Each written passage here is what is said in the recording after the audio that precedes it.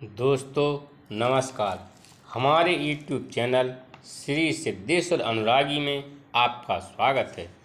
दोस्तों, एक राजा था।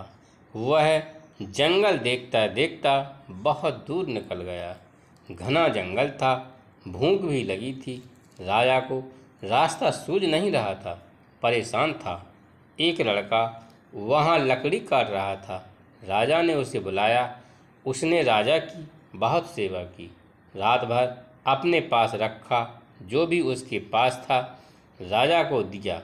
उसने खुद कुछ नहीं लिया। सुबह हुई, राजा बोला, मैं राजा हूँ, तुम मेरे पास आना, मैं तुम्हें कुछ दूंगा। तुम क्या करते हो? वो बोला, मैं लकड़ी काट कर इसका कोयला बनाता हूँ और बेचता हूँ।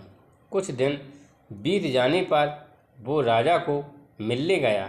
राजा ने उसे एक चंदन का बगीचा दे दिया, जिसमें 100 पेड़ चंदन के लगे थे, और कहा, आज से यह बगीचा तेरा है, जैसा तू चाहे कर।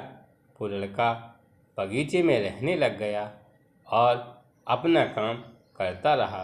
एक दिन राजा को ध्यान आया, वो लड़का अब अमीर बन गया होगा, क्यों ना उसका पता किया जाए। वजीर को बुलाया, बोला, जाओ पता करो लड़का कैसा है। वजीर आया, बोला, महाराज, वो लड़का तो वैसे का वैसा ही है, कोई बदलाव नहीं। राजा बड़ा हैरान था। इतना कीमती बगीचा उसको दिया, वो फिर वैसा ही है। राजा ने लड़के को बुलाया और पूछा, तुझे चंदन का बगीचा दिया था, उसका क्या किया? उसने कहा, महाराज, मुझे क्या पता था चंदन में और साधारण लकड़ी में क्या फ़र्क है।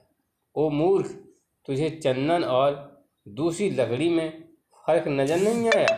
तू कैसा अभागा इंसान है, तू चंदन में रहकर भी उसकी सुगंध नहीं ले सका।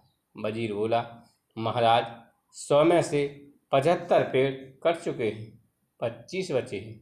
राजा ने वजीर से कहा, इसे सब समझा दो। नीतिकार कहता है, यह चंदन जैसा शरीर परमात्मा ने दिया है, जिसको इंसान छोटी छोटी बातों में गुजार देता है। तुझे यह नहीं मिला, मुझे वो नहीं मिला। ओ अभागे इंसान, तुझे 100 साल तो परमात्मा ने दिए थे, तूने ऐसे ही गुजार दिए। तूने चंदन जैसे शरीर को कोयला जैसी संसारी चीज़ों में लगा दिया।